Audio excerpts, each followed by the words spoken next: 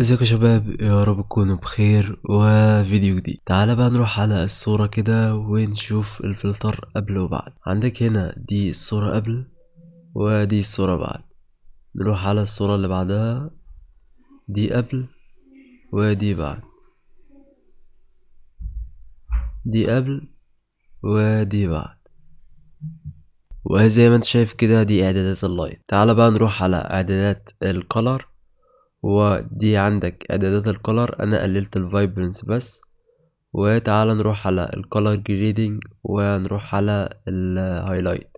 نزل بس السهم ده كده وهتلاقي الدنيا عندك تمام، وهتعرف ازاي تتحكم فيها من غير الكورة دي خالص. تمام. تعالى بقى نروح على الالوان ونشوفها لون لون كده. عندك هنا اللون الاحمر ما عملتش فيه اي حاجة. اللون البرتقاني انا عملت اليوفي -9 والساتوريشن 23 واللومينس 18. تعالى نروح على اللون الاصفر كده، وعندك هنا الهيو 0 والساتوريشن -100 واللومينس 0 واللون الاخضر كذلك. واللون السماوي انا مغيرتش فيه حاجة. اللون الازرق عملت الساتوريشن -100، واللونين دول مغيرتش فيهم حاجة.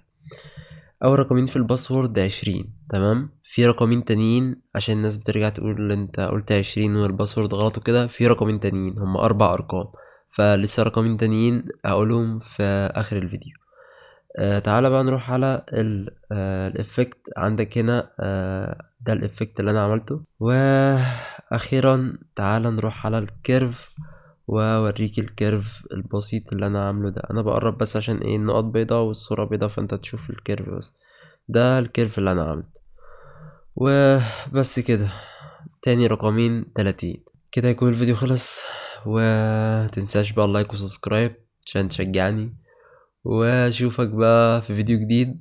رمضان كريم وسلام.